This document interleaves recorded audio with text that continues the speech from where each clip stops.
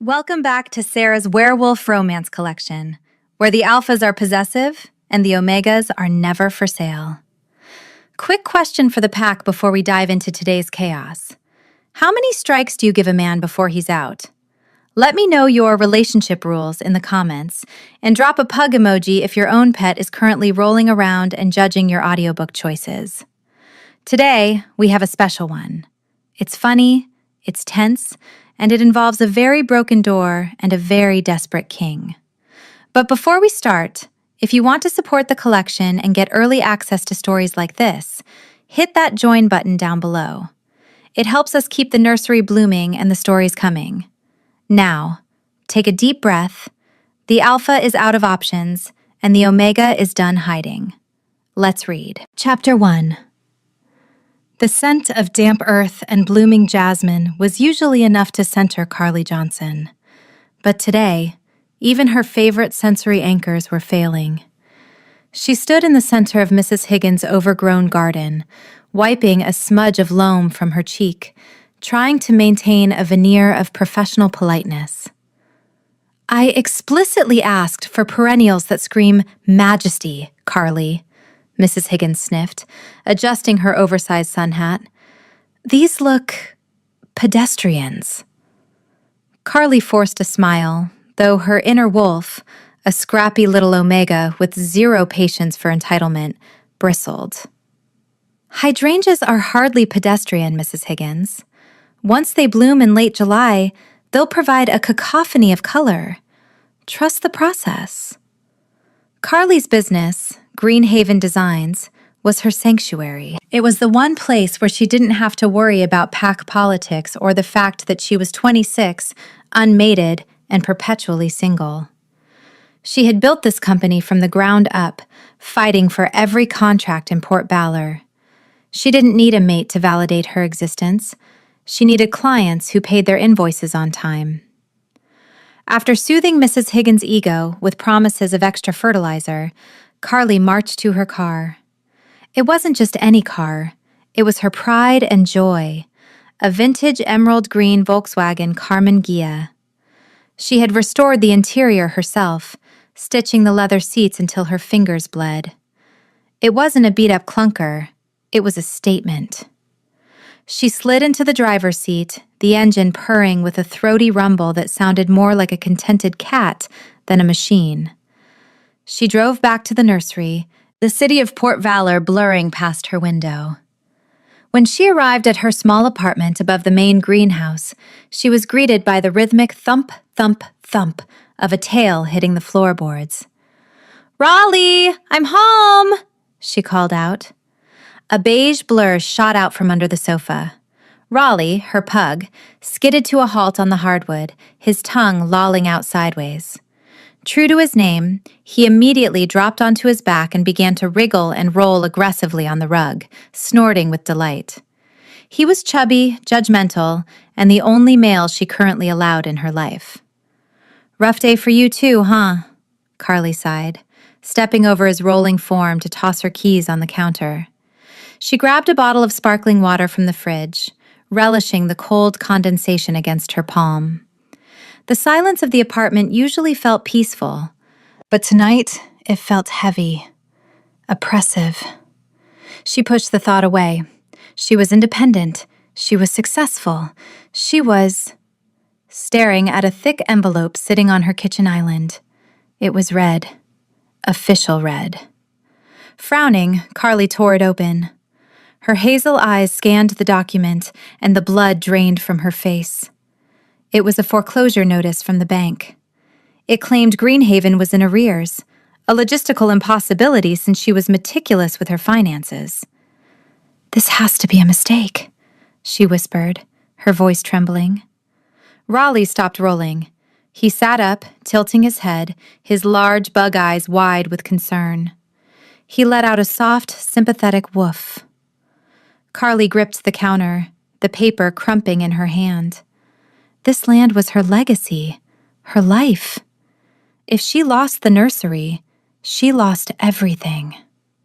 The loneliness she usually kept at bay surged forward, not as a vague feeling, but as a sharp, visceral ache in her chest. She needed to fix this, and she needed to do it alone, just like always. Chapter 2. The next morning, Carly was on a warpath. Before she could storm the bank to demand answers about the foreclosure notice, she needed supplies for the Thompson job. Work didn't stop for personal crises. She stood in the aisle of Hammer and Nail, Port Valor's largest hardware depot, staring down a pallet of premium mulch. She needed 4 bags. Each bag weighed 50 pounds. "Okay, Johnson, you got this," she muttered. She squatted, gripping the first bag. She refused to grab a cart. She only needed a few, and her pride was still stinging from the bank letter. She heaved the bag up, grunting slightly. As she turned to swing it onto her shoulder, a shadow fell over her. A massive tower shadow that seemed to swallow the fluorescent lights of the aisle. "Allow me." The voice was deep, a subterranean rumble that vibrated in her sternum. Carly looked up, and kept looking up. The man standing there was colossal. He wore a charcoal suit that cost more than her entire inventory, the fabric straining against shoulders that looked capable of carrying a boulder. His hair was dark and intentionally messy, and his eyes were a piercing, unnerving shade of ice blue. Without waiting for her permission, he reached out. His large hand closed over the plastic of the mulch bag she was holding. "I can handle it," Carly said, her voice tighter than she intended. "I insist," he rumbled. Their fingers brushed. Wham! It wasn't a spark. It was a jolt, sudden and violent, like a punch to the gut. The air in the aisle suddenly grew heavy, charged with a static electricity that made the hair on Carly's arms stand up. Her inner wolf woke up from a nap and howled, slamming against her ribcage. "Mate." Carly gasped, stumbling back. The man froze. His ice blue eyes widened, the pupils blowing wide until his irises were nearly black, midnight blue. He stared at her, his chest heaving as if he'd just run a marathon. He smelled intoxicating, like burnt cedar and sea salt, earthy and grounding, with a hint of dangerous storm. "You," he breathed, the word sounding like an accusation. Carly's heart hammered a frantic rhythm against her ribs. She knew who this was. Everyone in Port Valor knew the face of the Alpha King. Dexter Pembroke, the CEO of Pembroke Holdings, the Breaker. And he was staring at her like he wanted to devour her whole. Your lifting form," Carly stammered, her brain short-circuiting. "It's terrible. You're lifting with your back. You'll slip a disc." Dexter blinked. The intense predator gaze faltered, replaced by sheer confusion. "Excuse me?" "Bend your knees," she said, her voice gaining a little more traction. She pointed a trembling finger at his legs. "If you're going to be chivalrous and steal my mulch, at least don't injure yourself. I can't afford the liability lawsuit." Dexter looked down at his own legs, then back at her. A flush of red crept up his neck, clashing with his scary reputation. He looked shy? I will keep that in mind," he said, his voice stiff. He didn't move. He just stood there, clutching the bag of mulch like a lifeline, staring at her with an intensity that made her knees weak. "I'm hiring you," he blurted out. Carly blinked. "What?" "I need a landscaper," Dexter said, the words rushing out fast, as if he were trying to catch them before they fell. "For my penthouse, the terrace. It's a disaster, complete ruin, dead plants everywhere." Carly narrowed her eyes. "The Alpha King has dead plants?" "Yes," he lied. She could tell he was lying because his left eye twitched. "I need you to come with me, now, to assess the damage." Chapter 3. Carly did not go with him now. She drove her Carmen Ghia back to Greenhaven, her hands shaking on the steering wheel. She had just met her mate. Her mate was the Alpha King, and instead of sweeping her off her feet, he had tried to hire her like a contractor. She was pacing the floor of the main greenhouse, talking to a row of ficus trees, when the sound of a silent engine approaching made her pause. Through the glass walls, she saw a sleek, matte black Audi RS e-tron GT pull into her gravel driveway. It looked like a spaceship had landed amidst her potted petunias. Dexter Pembroke stepped out. He had ditched the suit jacket and his white dress shirt was rolled up to the elbows, revealing forearms that were distractingly muscular. He looked out of place among the bags of fertilizer and garden gnomes, a panther stalking through a petting zoo.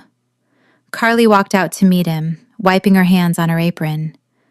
"You're persistent." "I'm efficient," Dexter corrected. He stopped 3 feet away from her. The scent of cedar and salt washed over her again, making her knees wobble. He seemed to be fighting the urge to step closer, his hands clenched into fists at his sides. "I assessed the square footage of my terrace," Dexter said, his tone clipped and businesslike. He reached into his pocket and pulled out a checkbook. "I am prepared to offer you a retainer for the project." He scribbled a number and tore the check out, holding it toward her. Carly took it, intending to politely decline. Then she looked at the number. Her eyes widened. The amount was obscene. It wasn't just generous. It was enough to buy a small island, or, more relevantly, pay off the bank arrears 3 times over. "This is ridiculous," Carly said, looking up at him. "This is an exorbitant amount for landscaping. What do you want me to plant? Gold bars?" "I want the best," Dexter said, his gaze dropping to her lips before snapping back up to her eyes. He looked pained, as if every moment he wasn't touching her was physically hurting him. "I don't haggle, Miss Johnson." "Carly," she corrected, "and I don't take charity." "It's not charity. It's a fee for priority service." Dexter took a step closer, invading her personal space. The heat radiating off him was incredible. "I need this done immediately, starting today." Carly's mind raced. Her pride told her to rip up the check. He was trying to buy her. But the red envelope on her kitchen counter burned in her memory. If she took this job, she could save Greenhaven. She could save her legacy. She squared her shoulders. "I can't start today. I have other clients." "Cancel them," Dexter growled softly. "No," Carly said firmly. "I honor my commitments. But," she took a breath, "I can fit you in starting tomorrow morning, and I'll take the job. But we are renegotiating this fee. It's too high. I'll charge you my standard rate plus a 20% rush fee. Nothing more." Dexter looked stunned. No one ever told him his money was too much. A flicker of respect lit up his midnight blue eyes. "Fine," he said, his voice dropping an octave. "Tomorrow." Chapter 4. The victory of securing the contract was short-lived. That evening, as Carly was feeding Raleigh his dinner, her phone buzzed. It was an unknown number. "Ms. Johnson." It was Dexter. His voice sounded strained, tight with tension. "How did you get my number?" Carly asked, putting the dog bowl down. Raleigh immediately shoved his face into the kibble, snorting loudly. "That doesn't matter," Dexter said. "There has been a development. My security team has picked up chatter about a mercenary cell, the Red Hounds, moving through the outskirts of Port Valor. They're operating near your sector." Carly frowned. "I haven't heard anything." "You wouldn't. They are stealthy," Dexter said quickly. Too quickly. "It is not safe for you at the nursery. It's too isolated. The glass walls, they are a security nightmare."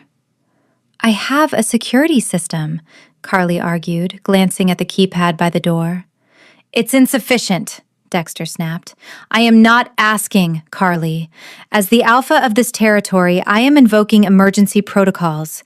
You need to evacuate. Evacuate? To where? To the spire, Dexter said. My penthouse is a fortress. It has reinforced steel doors, biometric scanners, and 24-hour guards. You will stay here while you work on the terrace. It is the most logical solution. Carly narrowed her eyes at the phone. This feels convenient, Dexter. It is necessary, he insisted. Please, I cannot guarantee your safety otherwise. There was a crack in his voice, a genuine note of panic that made Carly pause. She didn't know him well, but she sensed that the Alpha King didn't panic easily. If he was this worried, maybe the threat was real. And her wolf was whining, urging her to be near him. Fine, she sighed, but I'm bringing Raleigh. The dog? Dexter sounded hesitant. Yes, and he has a lot of accessories. If he can't come, I'm taking my chances with the rogues. Bring the dog, Dexter conceded immediately. An hour later, Carly was parking her emerald green Karmann Ghia in the pristine subterranean garage of the Spire. She grabbed her overnight bag and tucked Raleigh under one arm.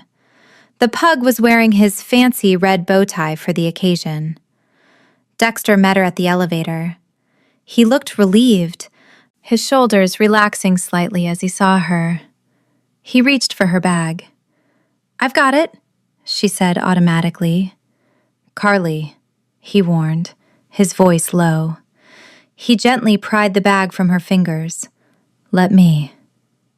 They rode the elevator in silence to the penthouse floor. When the doors opened, Carly stepped into a space that was breathtakingly cold. The floors were polished marble, the furniture was sleek black leather, and the walls were floor-to-ceiling glass overlooking the city lights. It was beautiful, but it felt like a museum, not a home. It's spacious, Carly said, her voice echoing. It's secure, Dexter corrected. The guest suite is down the hall, but... He hesitated, rubbing the back of his neck. There is a malfunction with the guest room HVAC. It's freezing in there. You'll have to take the master suite. Carly raised an eyebrow. And where will you sleep? The couch, Dexter said, pointing to the rigid, uncomfortable-looking leather sofa. Don't be ridiculous. I'll take the couch, Carly said. No, Dexter growled, the alpha tone slipping out. You take the safe room. The master suite has the panic button. You sleep there. He looked at her with such fierce intensity that Carly felt a blush rise to her cheeks. He was practically vibrating with the need to protect her. Fine, she whispered. She set Raleigh down. The pug looked at the expansive marble floor, gave a happy snort, and immediately began to scoot his butt across the expensive stone. Dexter watched the dog with a look of pure horror. What is he doing? He's marking his territory, Carly smirked. Get used to it, Your Highness. We're moving in. Chapter 5. The first morning at the Spire was less like a romantic getaway and more like a tactical standoff between two alien species. Dexter Pembroke, Alpha King and CEO of a multinational conglomerate, was a creature of silence and rigid schedules. He rose at 4:30 a.m., drank black coffee, and read digital market reports in a living room that was usually as quiet as a tomb. Carly Johnson, however, was an agent of chaos. At 6 a.m., the door to the master suite creaked open. Carly emerged, wearing oversized flannel pajama pants and a t-shirt that read, Compost Happens. Trailing behind her was Raleigh, whose toenails clicked against the polished Italian marble floors like a tap dancer wearing cleats. Click, click, click, click. Dexter, who had been trying to sleep on the uncomfortable black leather sofa, cracked one ice blue eye open. He looked like a man who had gone 10 rounds with a bear and lost. "Good morning, sunshine," Carly chirped, heading straight for the kitchen. "Do you have a coffee grinder, or do you just chew the beans raw to maintain that alpha intensity?" Dexter sat up, a groan rumbling deep in his chest. His hair was a mess, sticking up in tufts that made him look deceptively approachable. "The machine is automatic. Do not touch the settings. It is calibrated to a precise temperature." "Boring," Carly muttered. She pressed a button. The machine whirred to life, hissing steam. Within 20 minutes, the pristine ecosystem of Dexter's penthouse had been disrupted. Carly had opened the floor-to-ceiling windows to let the stale air out, allowing the humid city breeze to mix with the sterilized air conditioning. She had also turned on a jazz playlist on her phone, filling the silence with the chaotic, upbeat sounds of a saxophone. Dexter sat at the kitchen island, gripping his mug as if he wanted to crush it. "Is the noise necessary?" "It's not noise, it's bebop," Carly corrected, rummaging through his fridge. "And yes, it is. Plants grow better with music. I assume the same applies to grumpy alphas. You have absolutely no food in here, Dexter. Just condiments and protein shakes. It's tragic." "I eat out, or order in," he grunted, watching her move. He was trying to be annoyed, but his wolf was traitorously wagging its tail. Having her in his space, smelling like wild honeysuckle and crisp apples, was soothing a jagged ache in his soul he hadn't realized was there. Then, disaster struck. Raleigh, having explored the vast expanse of the living room, decided that the texture of the antique Persian rug, a hand-woven masterpiece Dexter had imported from overseas, was the perfect place to relieve himself. Carly gasped, "Raleigh, no!" It was too late. The pug looked up at Dexter, maintained intense eye contact, and squatted. Dexter froze. The silence that followed was heavy, pregnant with doom. He slowly lowered his coffee mug. Did that dog just... "He's nervous!" Carly cried, rushing over with a roll of paper towels she had miraculously produced from her bag. "New environment! Stress bladder! It's a thing!" "That rug," Dexter said, his voice dangerously calm, "cost more than the GDP of a small nation." "It's wool," Carly said, scrubbing frantically. "Wool is resilient, unlike your ego, apparently." Dexter stood up. He towered over her, his shadow engulfing her small frame. He should have been furious. He should have kicked them both out. But as he looked down at the top of her messy bun and the frantic way she was trying to save his rug, the anger evaporated, replaced by a strange, ineffable warmth. He sighed, pinching the bridge of his nose. "Stop scrubbing. You'll grind it in. I'll call the cleaners." Carly looked up, her hazel eyes wide and apologetic. "I really am sorry, Dexter. I can pay for the cleaning." "Don't be ridiculous," he muttered, turning away to hide the small smile tugging at his lips.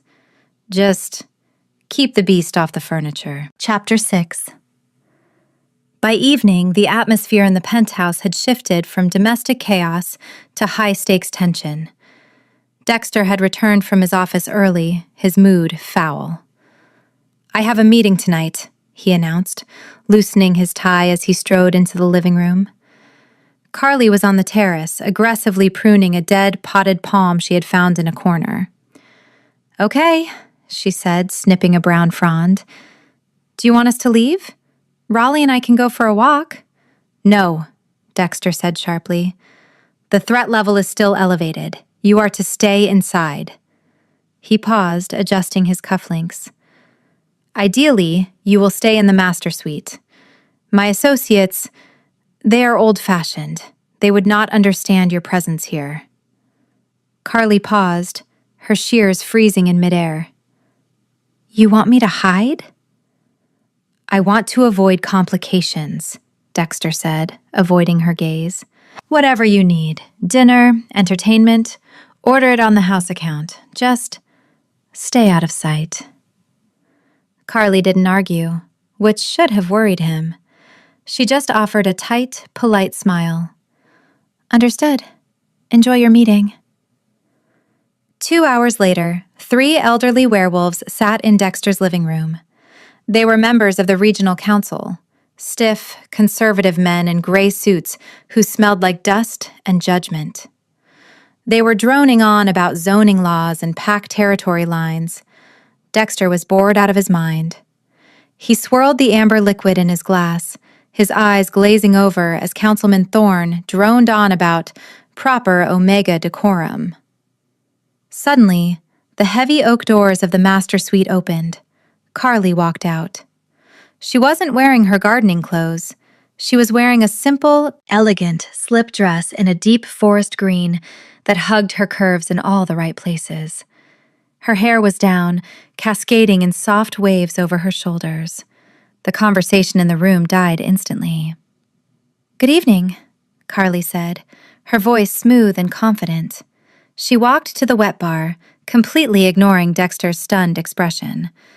"I hope I'm not interrupting. I just needed a glass of water." "And who is this?" Councilman Thorne asked, eyeing her with a mixture of suspicion and appreciation.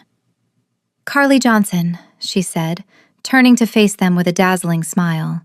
She didn't offer her hand, she just nodded regally. "I'm the landscape architect redesigning the terrace. Dexter felt it was crucial I stay on site to monitor the microclimate changes at night." It was complete nonsense, but she sold it with such conviction that the men blinked. "Landscape architecture?" another councilman asked. "A fascinating field. We were just discussing the land usage near the river."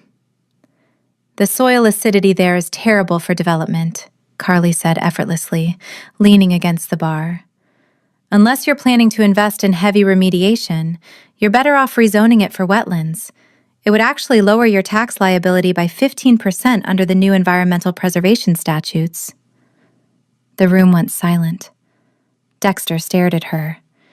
He knew she planted flowers. He didn't know she understood tax law and zoning codes. "She's right," Thorne muttered, looking at his colleagues. "We hadn't considered the tax break." For the next hour, Carly held court. She charmed the old wolves, cracking jokes that made them wheeze with laughter, while simultaneously offering insights that made Dexter's business restructuring look brilliant. She was witty, sharp, and utterly captivating. Dexter sat back in his leather chair, watching her. He wasn't annoyed anymore. He was entranced. And then he looked at Thorne, who was leaning a little too close to Carly, smiling a little too widely.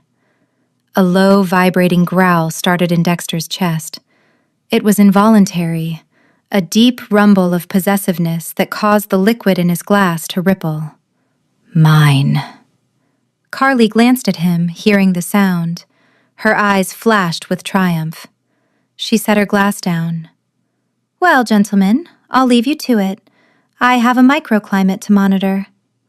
She sashayed back to the bedroom, leaving a room full of stunned alphas and one very conflicted king in her wake. Chapter 7. The guests left at 10 p.m. The moment the elevator doors slid shut, the temperature in the penthouse dropped 20 degrees. Dexter turned on his heel, marching toward the master suite. The air around him crackled with pent-up energy, sexual frustration mixed with alpha dominance. Carly was sitting on the edge of the bed, wiping off her makeup. She looked up as he entered, her expression calm. "That was dangerous," Dexter said, his voice low and rough. "That was helpful," Carly corrected. "I saved you from a very boring conversation about drainage." "You disobeyed a direct order," Dexter snapped.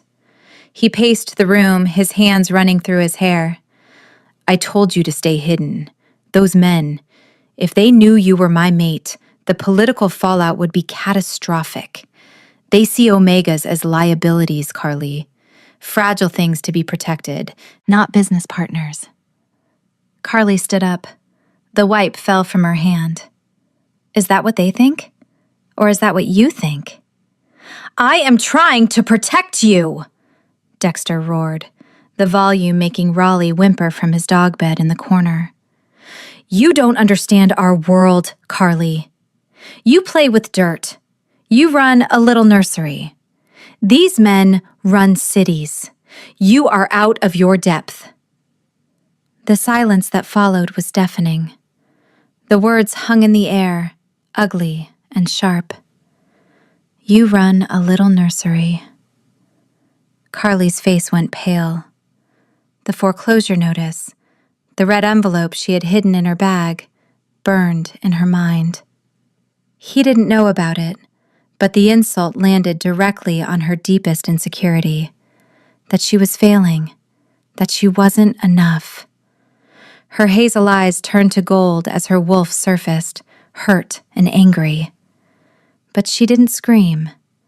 She went icy still. My little nursery is my life, she whispered. And I am not your employee, Dexter. I am not your subject. And right now, I am certainly not your mate. She walked to the door of the master suite, the room he had insisted she take for safety. Where are you going? Dexter demanded, stepping forward. Nowhere, she said. I'm staying right here. You are leaving. She stepped back into the bedroom and slammed the heavy oak door in his face. Click. The sound of the lock sliding home was final. Dexter stood in the hallway, staring at the wood grain. He blinked. She had locked him out. In his own house. Carly, he warned, his hand hovering over the handle. Open this door. Go away, Dexter. I am the Alpha King, he shouted, his control fraying at the edges. You do not lock doors against me. I just did, she yelled back. Go sleep on your expensive rug. Chapter 8. Something inside Dexter snapped. It wasn't just the disrespect. It was the separation. The bond, which had been humming between them for days, suddenly screamed in agony at the barrier. The lock wasn't just metal. It was a symbol. She was shutting him out. She was rejecting him. Panic, cold and visceral, flooded his veins. His logic brain shut down. His wolf brain took the wheel. She is leaving. She is hiding. Break it. Open the door, Dexter growled, his voice dropping into a register that wasn't entirely human. His eyes bled from ice blue to a terrifying midnight black. No! Carly shouted from the other side. Ask nicely. I am done asking. Dexter didn't bother with the handle. He didn't bother with the key. He stepped back, lowered his shoulder, and launched himself forward. Crack. The sound was like a gunshot. The wood around the doorframe didn't just yield, it exploded. Splinters of expensive oak flew through the air like confetti. The heavy door was torn from its hinges, crashing inward onto the carpet with a deafening thud. Dust motes danced in the air. Dexter stood in the ruined doorway, chest heaving, his fists clenched. He looked like a monster from a nightmare, surrounded by debris, his eyes glowing in the dim light. Carly stood by the bed, clutching a pillow to her chest. Her eyes were wide, terrified. Raleigh was barking frantically from under the bed. Dexter took a step into the room, kicking a piece of the doorframe aside. He loomed over her, his shadow stretching across the bed. Nowhere to hide, he rasped, his voice raw. Carly flinched, bracing herself, but the blow never came. Dexter's legs gave out. He dropped to his knees in front of her, the movement sudden and jarring. He didn't grab her throat. He wrapped his massive arms around her waist, burying his face in her stomach. He was shaking. Violent, uncontrollable tremors racked his body.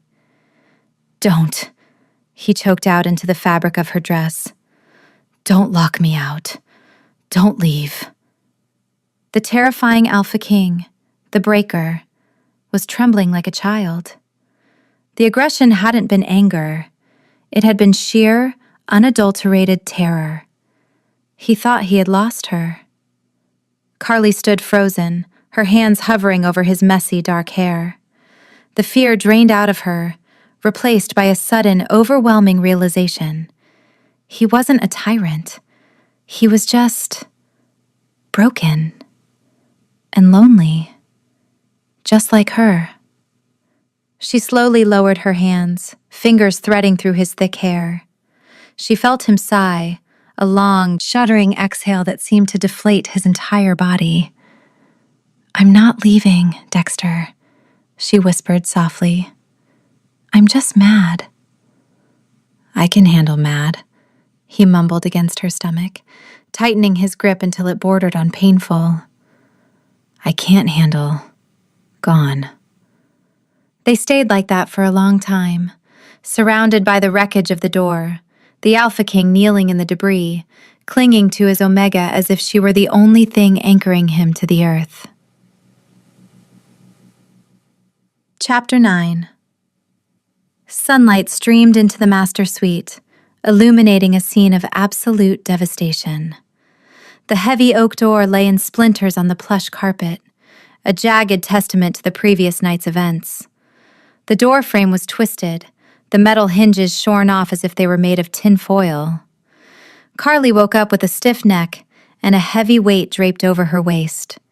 She blinked, disoriented, until the scent of burnt cedar and sea salt filled her nose.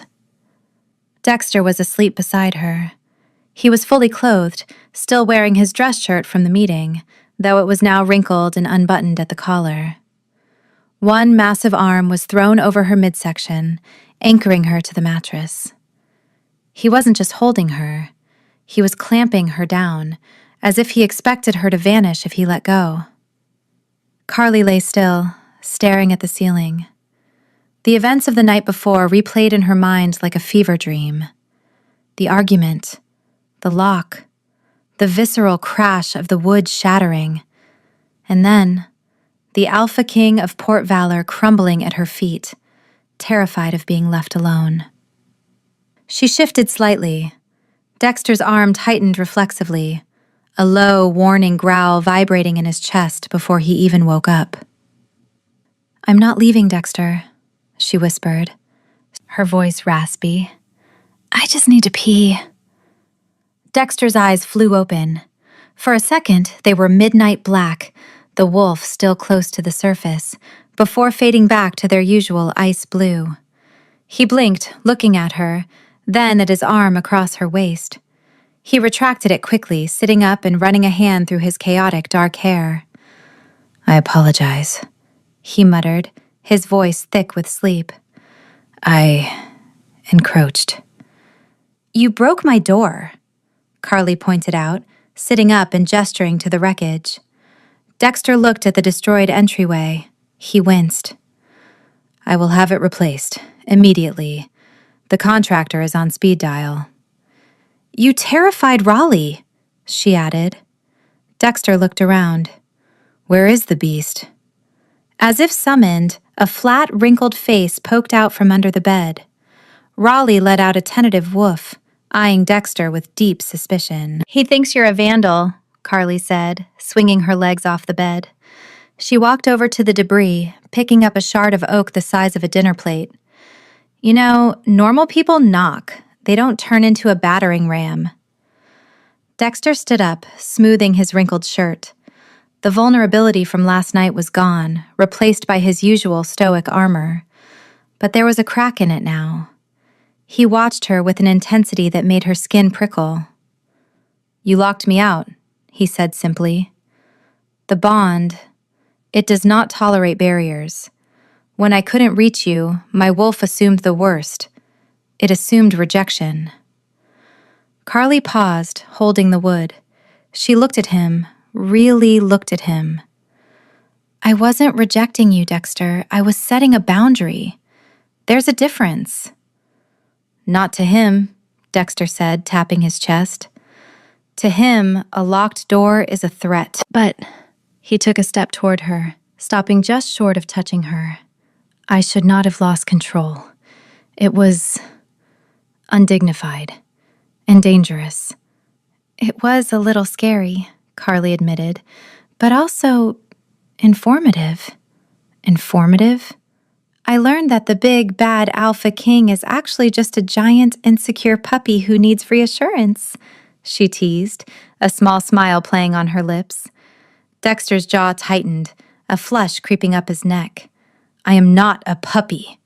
Raleigh is a puppy, she continued, pointing to the pug who was now sniffing the broken door frame.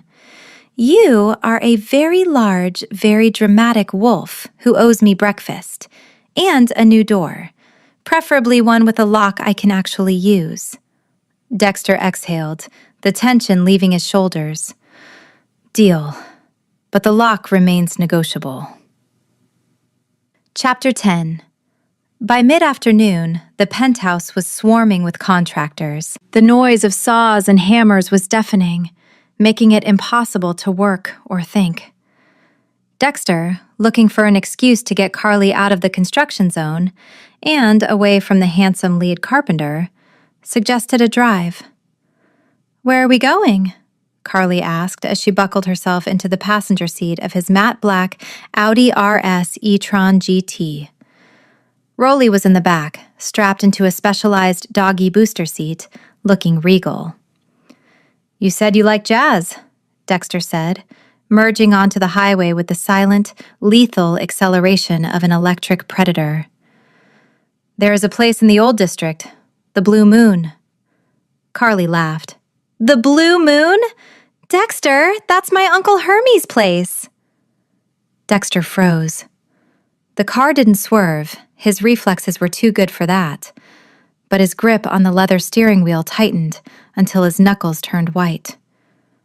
Hermes creates the best jazz atmosphere in the city. He is your uncle? Maternal, Carly confirmed. He's a character. You'll love him, or hate him. Usually it's both. They arrived at the club 20 minutes later. It was a basement venue smelling of old mahogany, expensive whiskey, and history. Even in the afternoon, it was dimly lit, the air thick with the ephemeral notes of a saxophone practicing in the back. Uncle Hermes was behind the bar, polishing a glass. He was a striking man in his 60s, with silver hair slicked back and a tailored vintage suit that made him look like a movie star from the 1950s.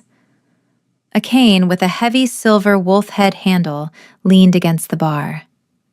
"Carly girl!" Hermes boomed, his voice a rich baritone. He set the glass down and embraced her across the bar. "And you brought the rat." "Raleigh is not a rat, Uncle Hermes. He's a majestic creature," Carly said, kissing his cheek. "I brought a guest." Hermes' eyes shifted to Dexter. The warmth evaporated instantly, replaced by a cold, calculating assessment. The air in the room grew heavy as two alpha auras collided, one young and kingly, one old and battle-hardened. "Dexter Pembroke," Hermes said, not offering his hand. "The Breaker. I haven't seen you since you were a pup. You have your father's chin. Hopefully you didn't inherit his taste in brandy." "Hermes," Dexter nodded respectfully. He didn't puff out his chest. He recognized a veteran when he saw one. "Your establishment comes highly recommended." "By who? My debtors?" Hermes chuckled dryly. He picked up his cane, tapping it rhythmically on the floor. Tap, tap, tap. "So, you're the one staying at the Spire with my niece, and I hear rumors of a broken door." Carly's eyes widened. "How do you know about the door? That happened 12 hours ago." "I have ears everywhere, darling," Hermes winked. Then he turned his gaze back to Dexter, the playfulness vanishing. "Listen closely, Your Majesty. I may be retired, my joints may creak, but this cane?" He lifted the silver-headed stick. It conceals a blade dipped in a concoction that would make your healing factor feel like a sloth on tranquilizers. If you hurt her, really hurt her, I will mount your head over the jukebox. Dexter didn't growl. He didn't flinch. He looked Hermes dead in the eye and bowed his head slightly. If I hurt her, you won't have to. I'll do it myself. Hermes stared at him for a long, agonizing second. Then he broke into a grin.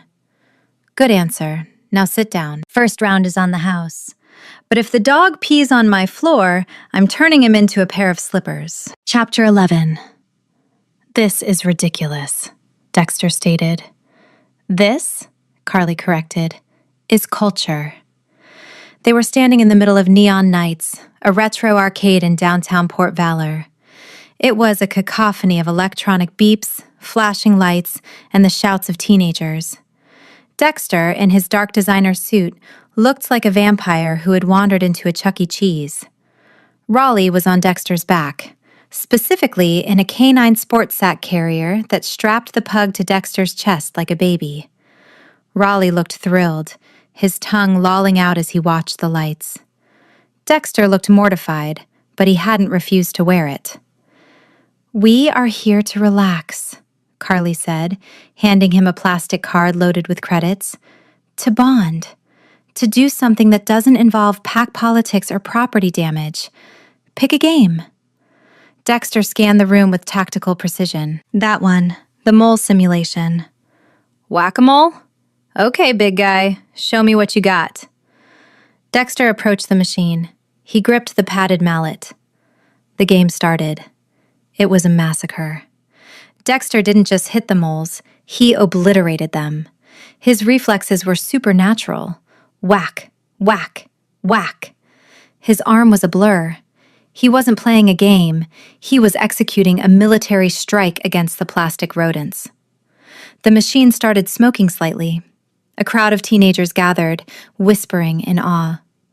New high score, the machine beeped weakly. You're terrifying, Carly laughed, pulling him away before security intervened.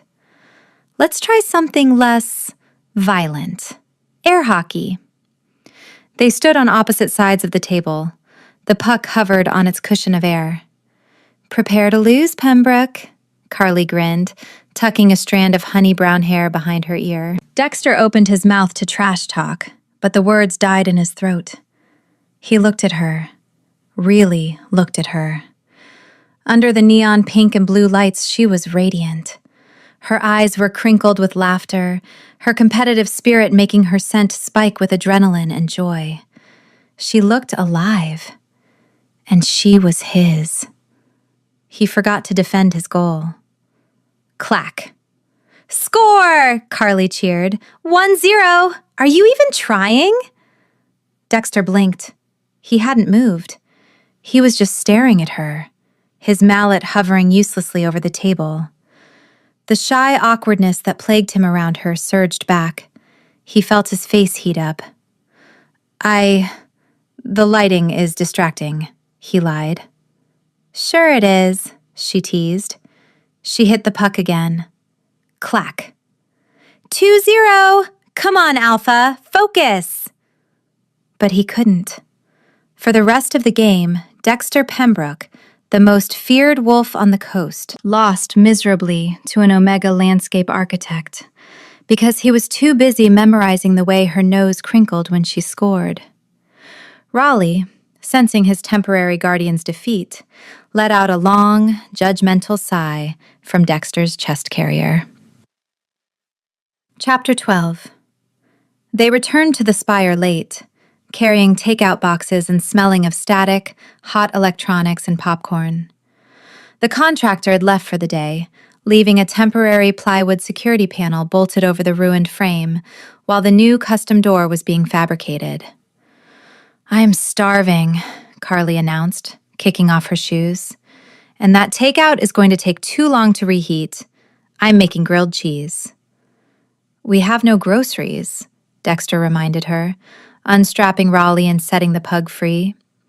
Raleigh immediately ran to the Persian rug, sniffed it, decided it was already claimed, and trotted to the kitchen. "I went shopping while you were on a conference call this morning," Carly said, opening the fridge. It was no longer a barren wasteland of protein shakes. It was stocked with cheese, butter, bread, and actual vegetables. Dexter leaned against the marble island, watching her move around his kitchen. It felt strange, foreign, but not bad. The cold, sterile penthouse felt warmer, lived in. "Can I assist?" Dexter asked, feeling useless. "Sure, you can slice the tomato," Carly said, sliding a cutting board toward him. Dexter picked up the knife. He held it like a weapon. He attacked the tomato with the same intensity he had used on the moles. "Whoa, easy!" Carly laughed, reaching out to cover his hand with hers. "It's a vegetable, Dexter, not an enemy combatant. Gentle. Let the knife do the work." Her hand was small and warm over his. Dexter froze. The proximity was intoxicating. He could feel the heat radiating off her, smell the wild honeysuckle perfume on her wrist. He turned his head. Her face was inches from his. Her hazel eyes were wide, looking up at him. The humor faded from her expression, replaced by something softer, something heavier. "Like this," she whispered, guiding his hand. Dexter didn't look at the tomato. He watched her lips. "Like this," he repeated, his voice a low rumble. The knife slipped. "Ouch!" Dexter hissed. Carly gasped, pulling away. "You cut yourself!" It was a tiny nick on his index finger. A drop of bright red blood welled up. For a werewolf, it would heal in minutes, but Carly reacted as if he had severed a limb. "Come here," she ordered, dragging him to the sink. She ran his finger under cold water, her brow furrowed in concentration. She grabbed a paper towel, drying it gently. "It is fine, Carly," Dexter said, though his heart was hammering against his ribs. "It's already clotting." "Hush," she said. She reached into a drawer and pulled out a Band-Aid. She wrapped it around his finger with tender precision. Then, without thinking, she lifted his hand and pressed a soft, lingering kiss to the bandage. "All better," she smiled. Dexter stopped breathing. The kiss sent a shockwave through his entire nervous system that was more potent than the bond's initial spark. It was domestic. It was caring. It was love. He stared at her, his ice blue eyes wide and vulnerable. He opened his mouth to say something, to tell her that she was everything, that he would burn the world down for her. But the moment was interrupted. Bzzzt! The oven timer went off. "Cheese is ready," Carly chirped, turning away to grab the spatula, oblivious to the fact that she had just brought the Alpha King to his knees without even touching him. Dexter stood by the sink, clutching his bandaged finger, and realized with terrifying clarity that he was completely and utterly doomed. Chapter 13. The morning sun filtered through the floor-to-ceiling windows of the spire, illuminating the temporary plywood board that was currently serving as the door to the master suite. It was an ugly, splintery contrast to the sleek Italian marble, but to Dexter Pembroke, it was a reminder of his loss of control, and the woman who had forgiven him for it. In the kitchen, Carly was pouring kibble into a ceramic bowl while Raleigh danced around her ankles, his nails clicking a frantic rhythm on the tile. Dexter adjusted his silk tie in the reflection of the microwave. He was dressed for war, or a board meeting, which was essentially the same thing. On his right index finger, the cartoonish beige Band-Aid Carly had applied the night before was still prominently displayed. "You know," Carly said, leaning against the counter with a smirk, "you can take that off. You healed 10 minutes after I put it on. You look ridiculous wearing a Band-Aid with a $3,000 suit." "It serves a purpose," Dexter lied smoothly, not looking at her. "It keeps the wound sterile." "It's a paper cut, Dexter, and it's gone." "I am keeping it," he stated with finality. He picked up his briefcase, paused, and then awkwardly leaned in to press a quick, stiff kiss to her forehead. Do not leave the building. The threat level remains variable. Aye, aye, Captain, she saluted, though her eyes were soft. Dexter left, the elevator whirring him down to the garage where his matte black Audi RS e-tron GT waited. He felt lighter than he had in years. However, across the street, nestled in the shadows of a parking structure, a dirty gray sedan sat idling. Inside were 3 men wearing heavy leather jackets, the air in the car thick with the smell of stale tobacco and aggression. That's him, the driver grunted, watching the black Audi merge into traffic. The king is on the move. Forget him, the man in the passenger seat snapped. He was older, with a scar running through his eyebrow. He held a pair of high-powered binoculars trained on the garage entrance of the spire. We can't touch him. He's too protected. We need leverage. What kind of leverage? The kind that hurts, the scarred man muttered.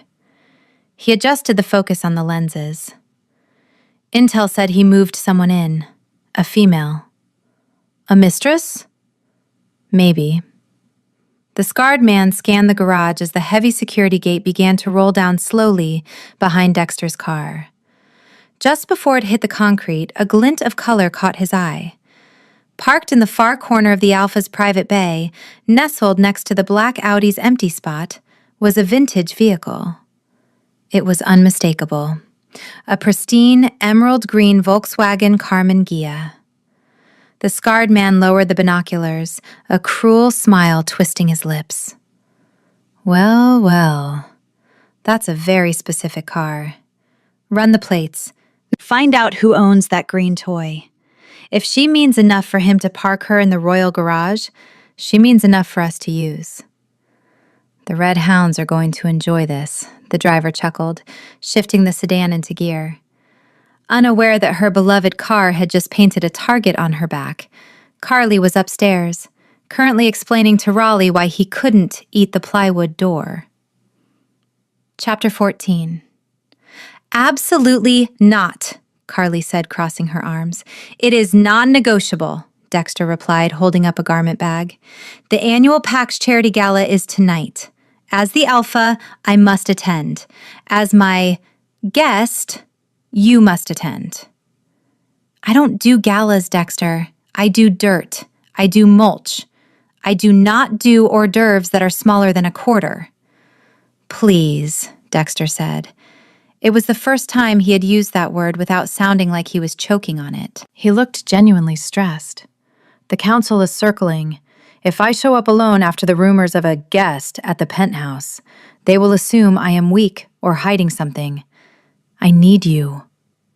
Carly sighed, looking at his hopeful, terrified expression. Fine, but if anyone asks, I'm your landscape architect, and I'm leaving early if the food sucks.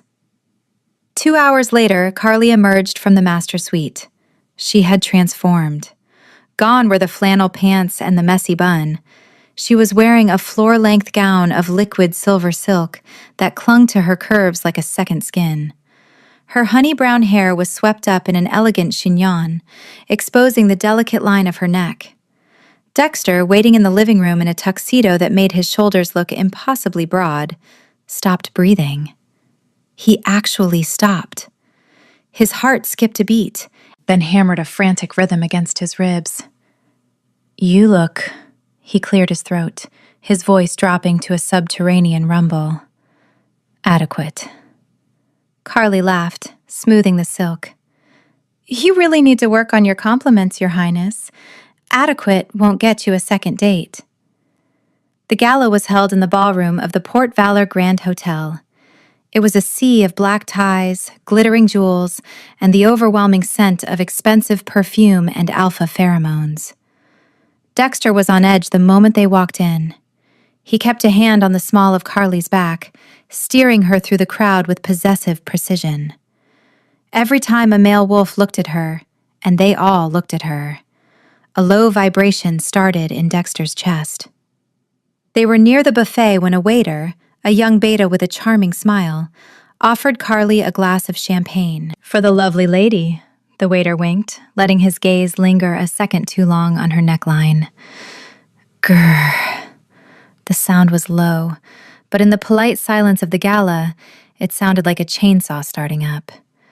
Dexter bared his teeth, his eyes flashing midnight blue. The waiter turned pale, the tray of glasses rattling in his hands.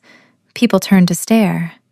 The Alpha King was about to maul a catering staff member. "Dexter!" Carly hissed. She didn't shrink away. She stepped directly in front of him, blocking his view of the terrified waiter. She placed a hand flat on his heaving chest. "Heel." The command was firm, authoritative, and completely unexpected. Dexter blinked, the red haze of jealousy clearing slightly. He looked down at her small hand on his tuxedo. "He was looking," Dexter choked out. "He is a waiter.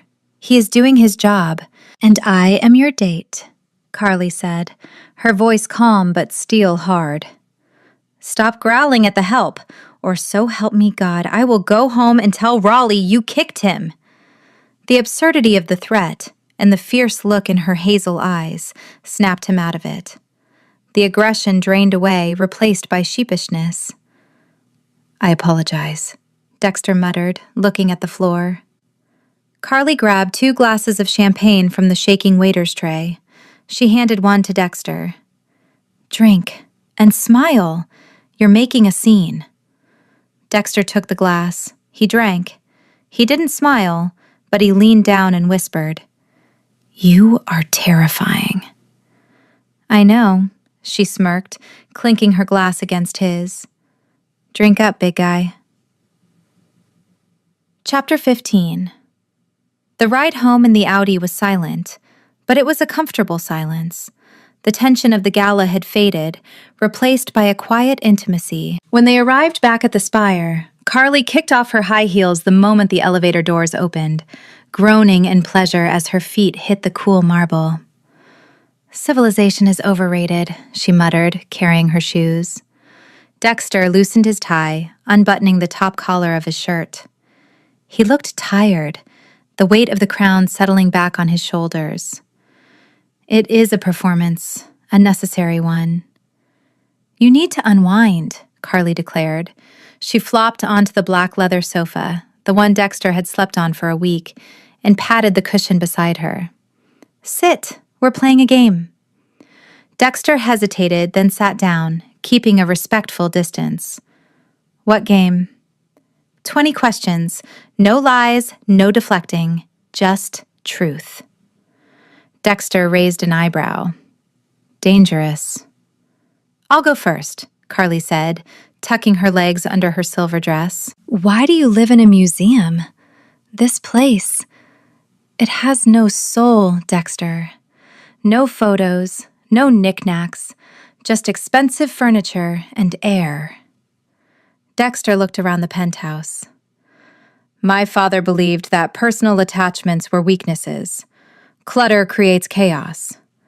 I suppose I never learned how to fill a space." He looked at her. "My turn. Why do you have a 3-strike rule for clients? You mentioned it to the councilman."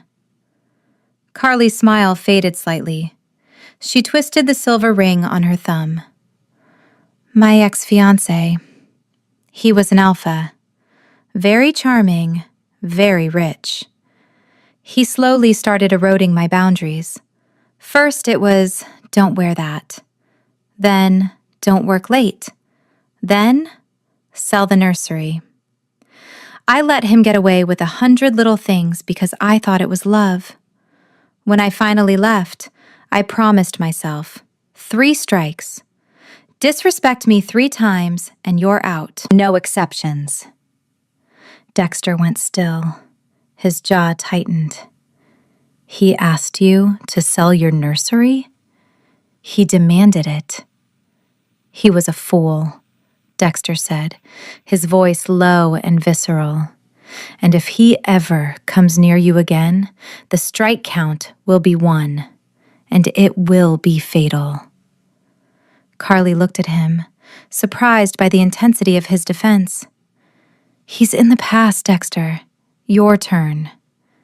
Dexter looked at his hands, large, powerful hands that were currently resting on his knees. Why do you stay? The door is broken. I have growled at you. I have dragged you into danger. Why are you still here, Carly? It was the question that had been haunting him. Carly looked at him. She saw the fear behind the ice-blue eyes, the lonely boy who grew up in a cold house. Because, she whispered, reaching out to touch the Band-Aid on his finger. You broke a door because you missed me. You growled because you wanted to protect me. You're messy, Dexter, but you're real. And I think my wolf likes your wolf. Dexter stopped breathing. He turned his hand over, interlacing his fingers with hers.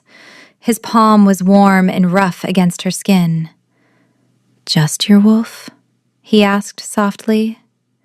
Carly bit her lip, a flush rising on her cheeks.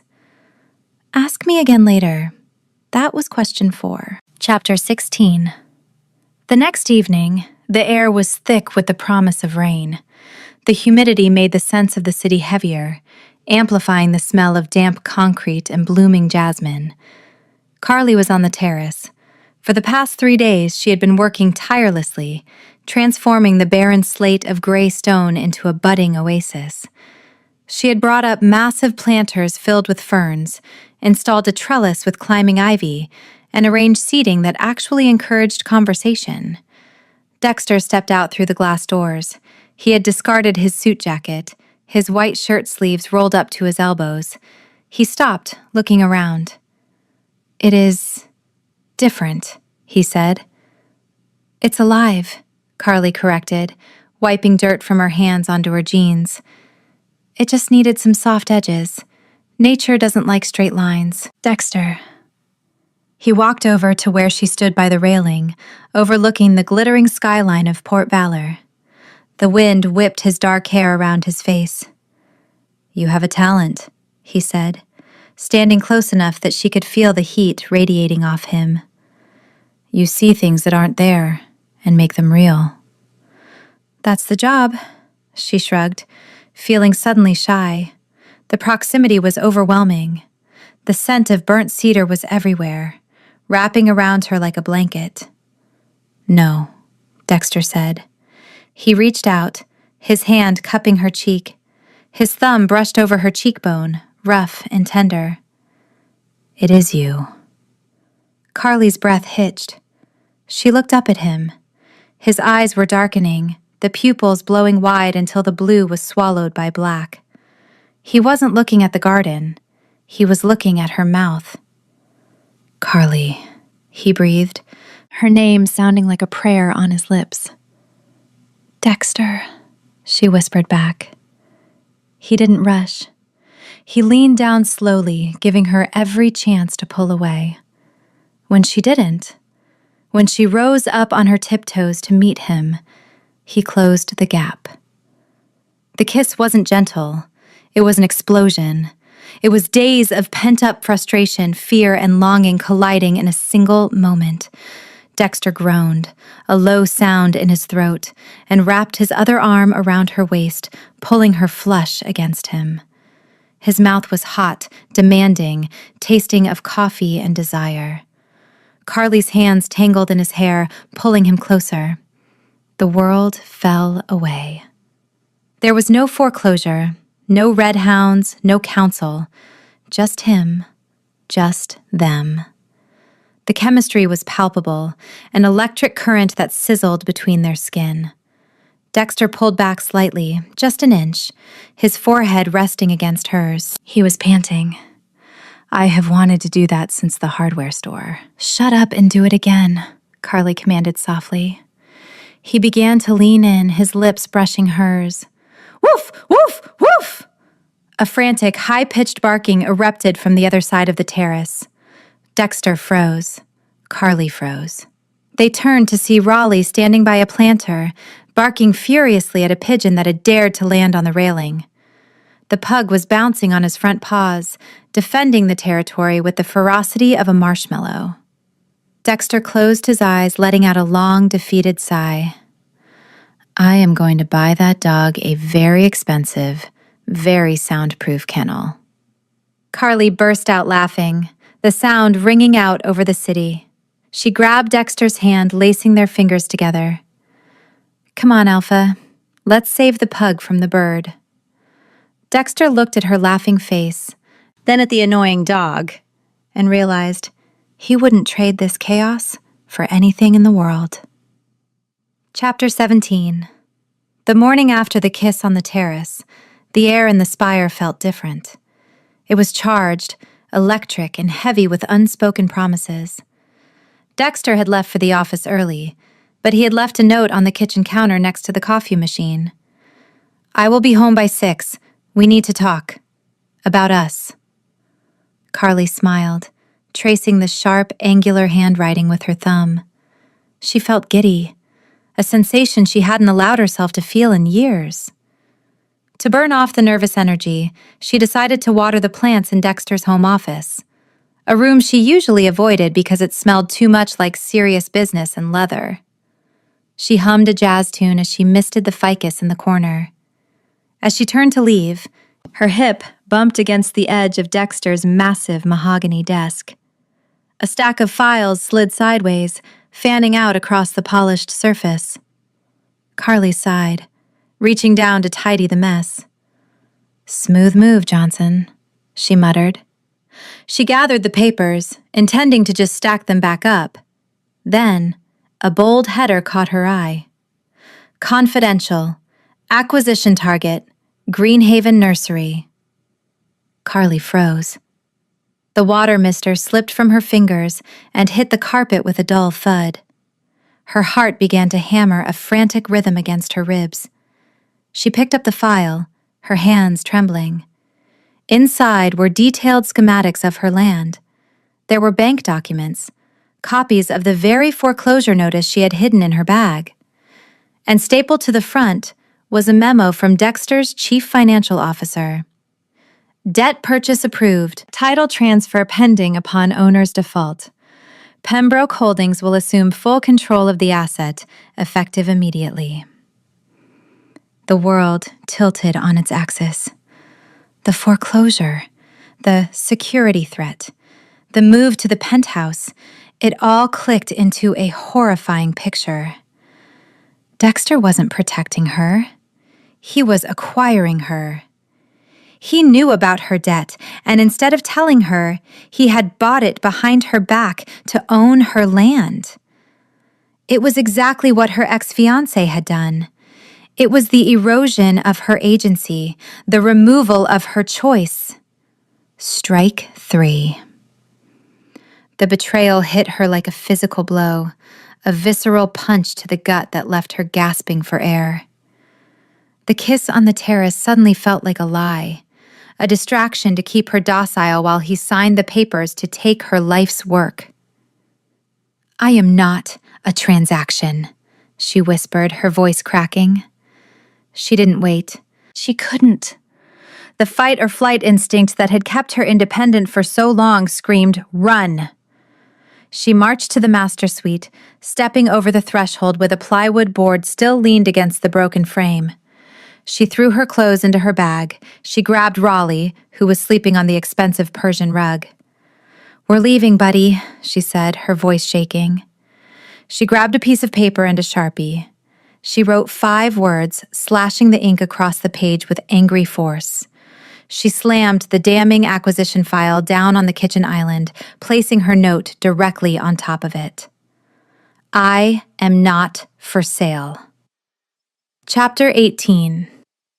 Rain had begun to fall by the time Carly sped out of the garage, the sky turning a bruised purple that matched the ache in her chest.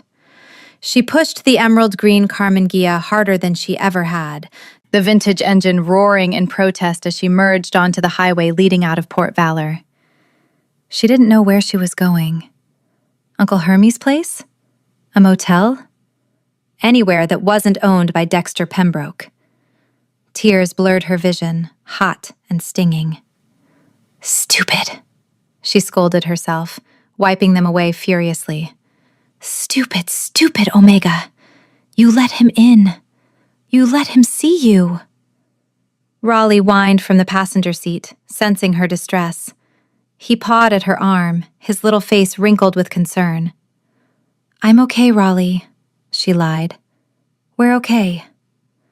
She checked her rearview mirror to merge lanes. That was when she saw it. A gray sedan was riding her bumper. It was too close. Aggressively close. Carly frowned, tapping her brakes to signal them to back off. The sedan didn't slow down. Instead, it surged forward. Bam! The impact jolted the small sports car, snapping Carly's head back against the headrest. Raleigh barked, sliding off the seat. Hey! Carly shouted, gripping the steering wheel. The sedan pulled up alongside her. The window rolled down, revealing a man with a jagged scar through his eyebrow. He grinned, a cruel, predatory expression that sent ice water through her veins. He swerved the heavy sedan directly into her lane. Carly screamed, jerking the wheel to the right. The Karmann Ghia spun.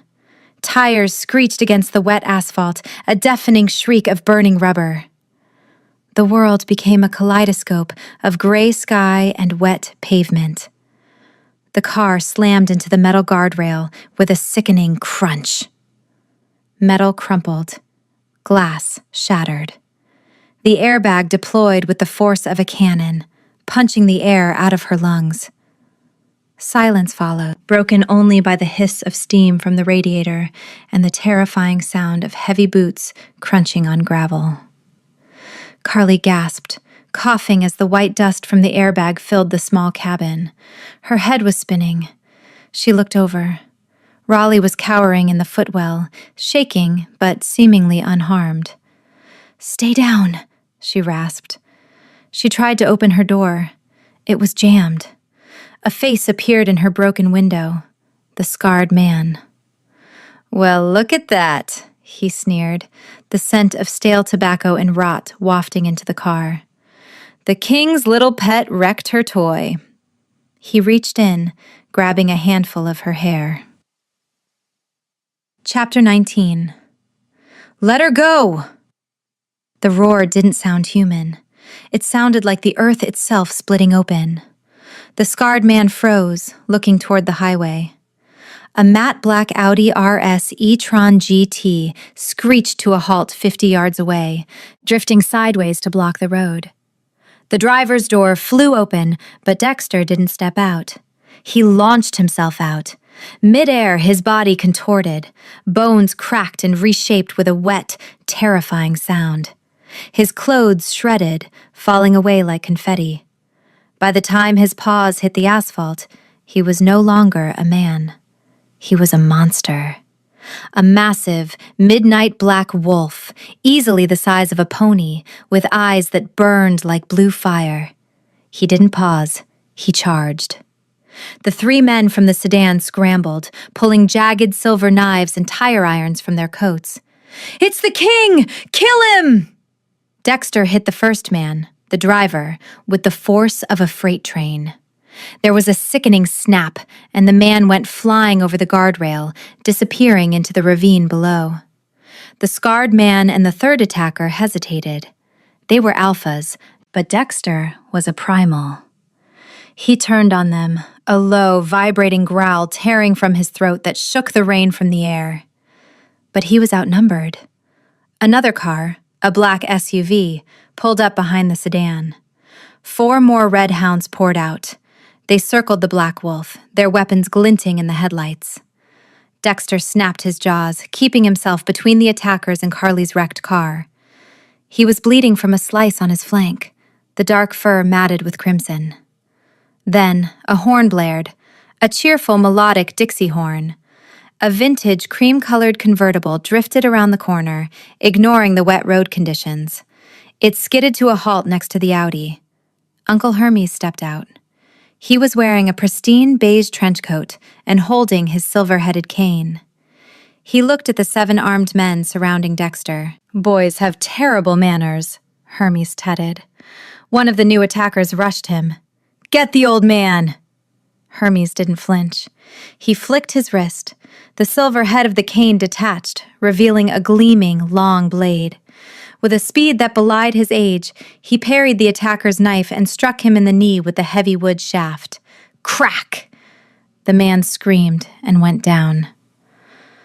"I'm too old for cardio," Hermes sighed. He dropped the cane. His body shuddered, gray fur sprouting rapidly. Within seconds, a battle-scarred, grizzled gray wolf stood next to the black wolf. He was smaller than Dexter, but he moved with the efficient, dirty grace of a veteran killer. The 2 wolves stood back to back, a wall of fur and teeth protecting the green car. Chapter 20. Inside the car, Carly was fighting to stay conscious. Her forehead was bleeding, the blood dripping into her eye. She saw Dexter take a knife to the shoulder to protect her. She saw Hermes limping slightly on his back leg. They were fighting for her. "No," she whispered. The helplessness burned. It tasted like bile. She looked at Raleigh, who was shivering against her leg. "Stay, Raleigh." She kicked the jammed door. Once. Twice. The metal groaned. With a scream of frustration, she put her back into it and shoved. The door popped open, spilling her onto the wet asphalt. The smell of blood, Dexter's blood, hit her nose. It was acrid and terrifying. A red hound had circled behind the wolves. He was creeping toward Dexter's exposed flank, raising a heavy crowbar. Dexter was busy tearing the bumper off the sedan to use as a shield and didn't see him. "Dexter!" Carly screamed. The warning wasn't enough. The man swung. Something inside Carly snapped. The fear vanished, incinerated by a white-hot rage. She didn't think. She didn't hesitate. She ran. And as she ran, she shifted. It was painful, a searing heat that reshaped her bones, but she welcomed it. She burst through her clothes, landing on 4 paws. She wasn't massive like Dexter. She was sleek, fast, and covered in fur the color of golden honey. She was an omega. But an omega protecting her mate is a force of nature. She hit the man with the crowbar just as he began his downswing. She didn't go for his throat. She wasn't a killer. She went for his balance. She clamped her jaws around his ankle and yanked. The man shrieked, toppling backward. The crowbar clattered uselessly to the ground. Dexter whipped his massive head around. He saw the golden wolf standing over the fallen attacker, her lips pulled back in a snarl, her hazel gold eyes blazing. He let out a sound that was half roar, half whimper. Mate. The distraction cost him a second, but it gave Hermes an opening. The gray wolf lunged, finishing the fight with a decisive snap. Silence fell over the highway, heavy and wet. The red hounds were scattered, unconscious, fled, or worse. Dexter limped toward Carly. He was huge, terrifying, and dripping with rain and blood. He lowered his massive head, nudging her wet golden fur with his snout. He whined, a high, desperate sound. "Are you hurt?" Carly's wolf leaned into him, licking the blood from his muzzle. "I'm here. I'm safe." Hermes sat down on the wet asphalt, panting heavily, and looked at the 2 of them. He let out a short, grumpy bark. "Get a room." Then, the adrenaline crashed. Carly's vision blurred. The golden wolf swayed and collapsed against the black wolf's side, the world fading to black. Chapter 21. The rain had turned the highway into a slick, shimmering mirror reflecting the flashing lights of the cleanup crew's black SUVs. The red hounds were gone, dragged away by Dexter's security team who had arrived minutes after the fight ended. On the wet asphalt, the transformation back to human form was agonizing. It wasn't a magical puff of smoke. It was the sickening crack of bones realigning and skin stretching. Dexter lay on his back, gasping for air, the rain washing away the blood on his shoulder. He was naked, shivering, and bleeding, but his eyes were locked on the golden wolf collapsed a few feet away.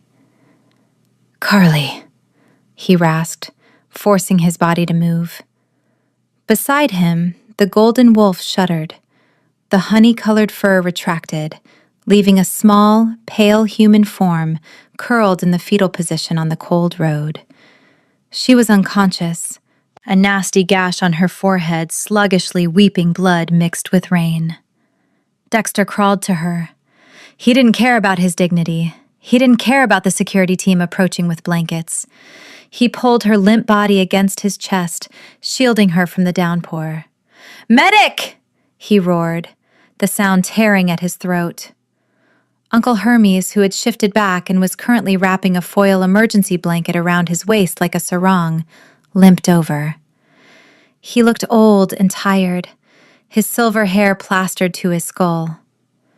"She's alive, Dexter," Hermes said, his voice grave. "Head injury, probably a concussion from the crash. The shift forced her body to prioritize adrenaline over healing. She's crashed." A medic team rushed forward, loading Carly onto a stretcher. Dexter refused to let go of her hand, walking beside the gurney despite his own limp.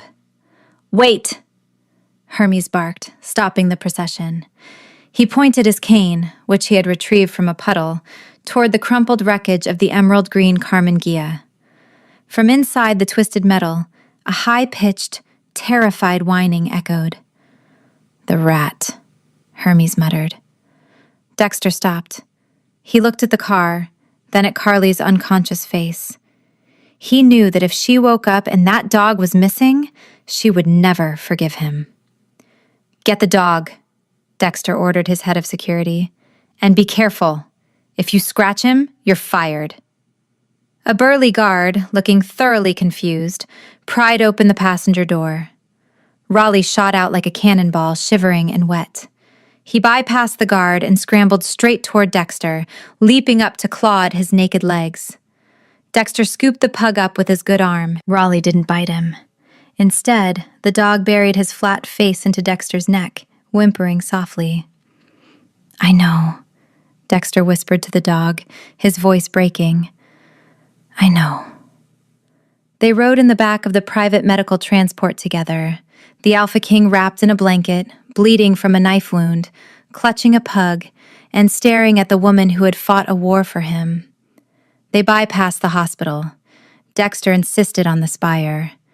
He had the best private healers on payroll, and he wasn't risking her safety in a public ward. Back at the penthouse, the chaos was controlled. Healers worked on Carly in the master suite. Dexter was stitched up in the hallway, refusing anesthesia because he needed to stay alert. Hermes sat on the expensive leather sofa, drinking Dexter's best scotch straight from the bottle. "You have a lot of explaining to do." "Boy," Hermes grunted, eyeing the Alpha.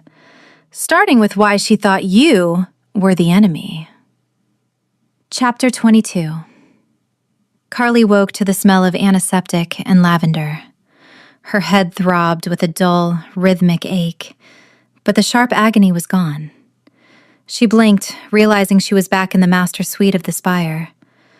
The plywood door was gone, replaced by nothing.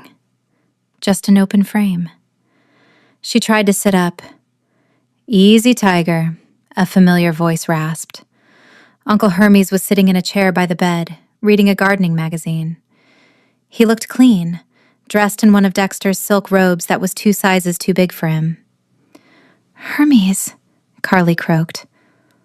"Raleigh?" "The rat is fine.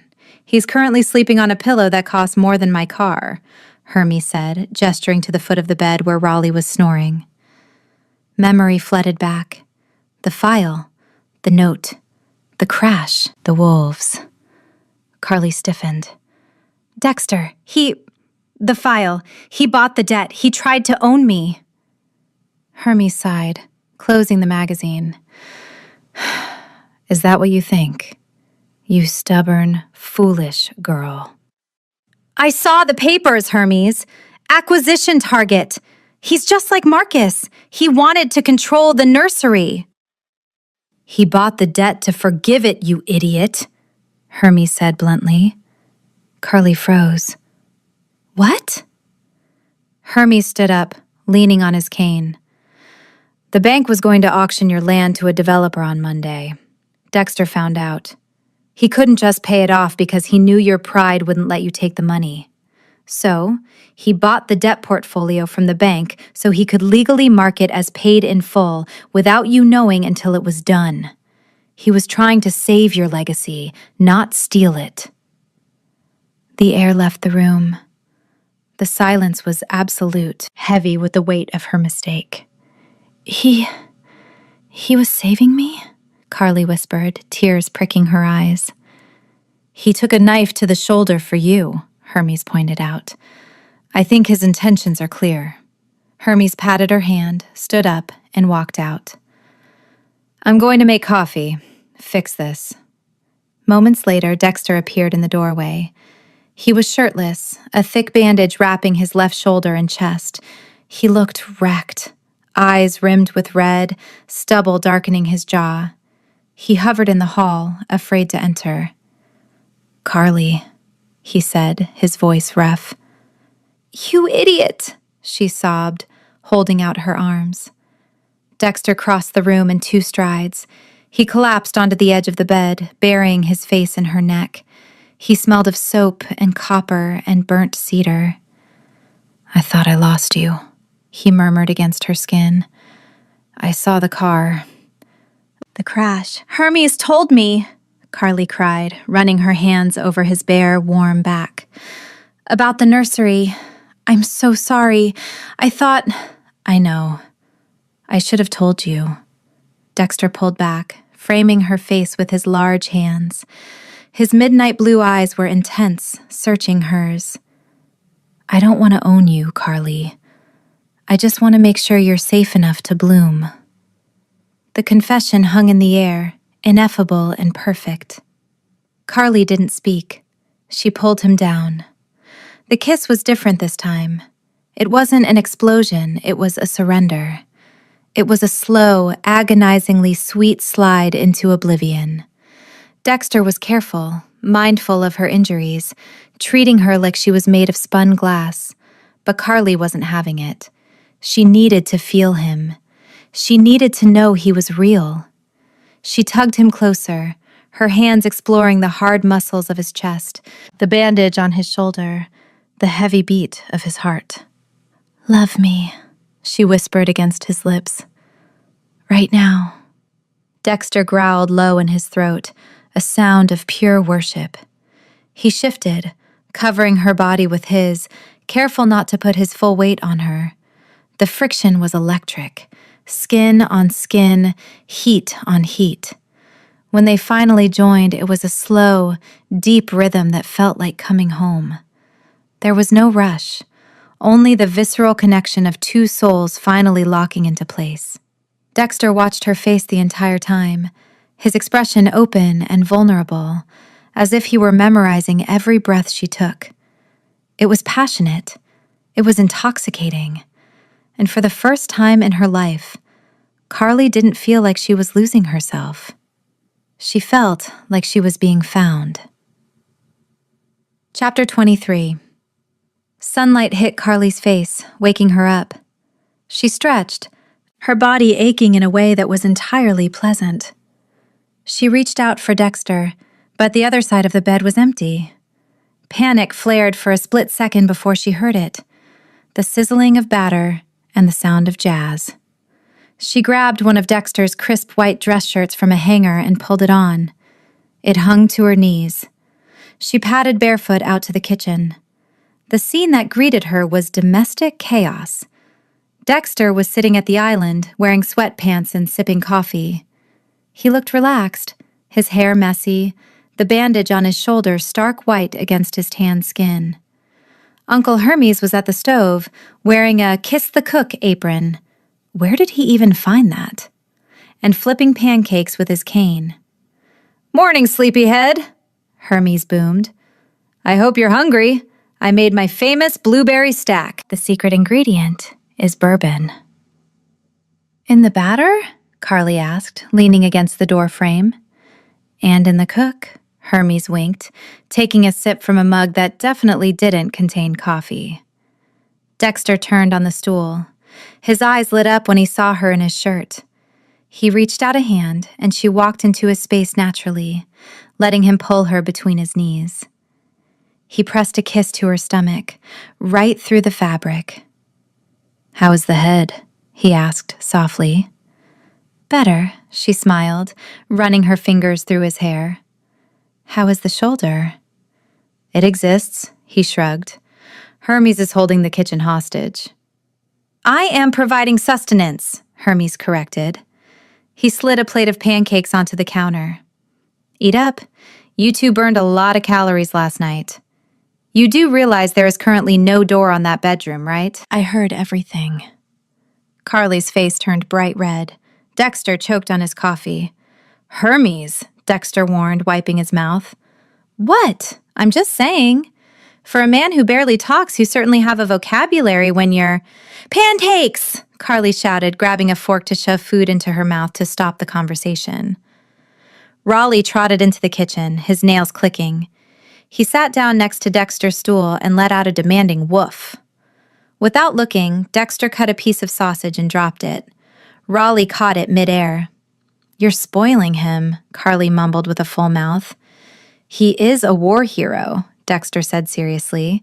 "He provided emotional support during the ambulance ride. He earns the sausage." Carly looked at the two of them, the powerful alpha king feeding her pug, and her eccentric uncle day-drinking while cooking breakfast. Her chest swelled with warmth. This wasn't the lonely, sterile life she had feared. It was messy. It was loud. It was perfect. Chapter 24. Later that afternoon, Dexter led Carly down to the garage. She was hesitant. The last time she had been here, she had been fleeing, and she knew her beloved Carmen Gia was a total loss. "Dexter, I don't want to see it," she said, stopping by the elevator. "It's wrecked. I know it is." "Just come," he urged gently, taking her hand. They walked out into the private bay. The spot where the green car had been was empty. Carly felt a pang of sadness. "Did you have it towed to the scrapyard?" "No," Dexter said. He guided her around the corner to a separate, enclosed maintenance bay, a space usually reserved for his high-end fleet mechanics. There, sitting on a hydraulic lift, was the Carmen Gia. It looked terrible. The side panel was crushed in like a soda can, the glass was missing, and the bumper was hanging by a thread. But it was here. And standing next to it were 3 massive crates stamped with Volkswagen Classic Parts, Germany. "I had the parts flown in this morning," Dexter said, walking over to the car and running a hand over the dented fender. "New quarter panel, OEM glass, vintage bumper, and I found a specialist in Berlin who had the exact code for emerald green paint." Carly stared at him. "Dexter, the frame is bent. It's totaled." "The frame is steel," Dexter said stubbornly. "Steel can be straightened. I have the equipment." He picked up a wrench from a workbench. He wasn't wearing his suit. He was wearing coveralls that were already smeared with grease. "I didn't want to buy you a new car," he said, looking at her. "I know this car means independence. It's the first thing you built for yourself. So, we are not replacing it. We are fixing it." He held the wrench out to her. "We?" Carly asked, her voice trembling. "We," Dexter nodded. "I'm good at breaking things, Carly, but for you, I want to learn how to fix them." Carly looked at the wrench, then at the man who had bought her debt to save her nursery, and was now ready to spend his weekend rebuilding a 50-year-old engine just to preserve her pride. She took the wrench. A slow smile spread across her face. "Okay, Alpha," she said, rolling at the sleeves of his oversized shirt. "But if you strip a bolt, you're sleeping on the couch." Dexter grinned, a real boyish grin that made him look 10 years younger. "Understood. Now, hand me the torque wrench. We have work to do." They spent the rest of the day covered in grease, bickering over engine schematics, while Raleigh slept on a pristine mechanic's rag in the corner. It wasn't a grand gesture of wealth. It was a promise of partnership. And for Carly, that was worth more than all the gold in Port Valor. Chapter 25. 2 days later, the atmosphere in the penthouse boardroom was thick enough to choke a hog. The regional council had convened, an emergency session called by Councilman Thorne to address the irregularities surrounding the Alpha King's recent behavior. Dexter sat at the head of the obsidian table. He was wearing a fresh charcoal suit, but his left arm was in a sling to support his healing shoulder. His expression was stony, his ice-blue eyes daring anyone to speak out of turn. "It is reckless, Alpha," Thorne droned, tapping a pen against a leather-bound folio. "Brawling on a public highway, transforming in full view of traffic. And for what? An unmated Omega who has brought nothing but chaos to the spire." Dexter's jaw tightened. A low growl vibrated in his chest. "She is not a chaotic element. She is a liability," Thorne interrupted. "We need stability, Dexter. We need a queen who understands the intricacies of our assets, not a gardener." The double doors at the end of the room swung open. Carly Johnson walked in. She wasn't wearing her gardening jeans or a ball gown. She was wearing a sharp, tailored navy blazer over a white blouse, and she was carrying a stack of files that looked heavy enough to crush a man's foot. "Gentlemen," she said, her voice cool and authoritative. "I apologize for the interruption. I was just reviewing the PAC's quarterly security expenditures." Dexter sat up straighter, blinking. "Carly?" "Sit down, Dexter," she said gently, patting his good shoulder as she passed him. She took the empty seat at the opposite end of the table and dropped the files. Thud. Thorne sneered. "This is a closed meeting, Ms. Johnson. We are discussing serious financial matters." "I know," Carly smiled, but it didn't reach her eyes. It was a shark smile. "That's why I'm here. I took the liberty of auditing the PAC's real estate holdings, with some generous assistance from Uncle Hermes' intelligence network, while recovering from my concussion. We noticed something interesting." She slid a paper across the table. "You're paying 20% above market rate for security contracts on the warehouse district properties," she stated, her tone professional. "Contracts held by a firm owned by your brother-in-law, Councilman Thorne." Thorne turned a shade of puce that clashed horribly with his tie. That is essential overhead." "It's embezzlement masked as overhead," Carly corrected. "I also noticed that the tax liability on the riverfront property, the one we discussed at dinner, hasn't been adjusted for the new wetland zoning. I filed the paperwork yesterday. I just saved the PAC $400,000 a year." The room went silent. The other councilmen looked from the paper to Thorne, then to Carly. Greed and respect warred in their eyes. $400,000? One of the elders asked, leaning forward. "Annually," Carly confirmed. "I also have a proposal to repurpose the empty lots in Sector 4 into community gardens. It writes off as a charitable donation, improves public relations, and increases the property value of the surrounding residential units by 12% within 2 years." She leaned back, crossing her legs. "So, Councilman Thorne, You were saying something about me being a liability? Dexter watched her, his chest swelling with an emotion that was so powerful, it almost knocked the wind out of him. She wasn't just defending herself. She was dominating them. She was speaking their language, money and power, and she was winning. Thorne sputtered, looking for an ally, but found none. The other wolves were too busy reading Carly's report. "Motion to adjourn," the elder councilman grunted. "We have new budget proposals to review." Carly stood up, winked at a stunned Dexter, and walked out of the room like she owned the building. Which, Dexter decided right then and there, she effectively did. Chapter 26.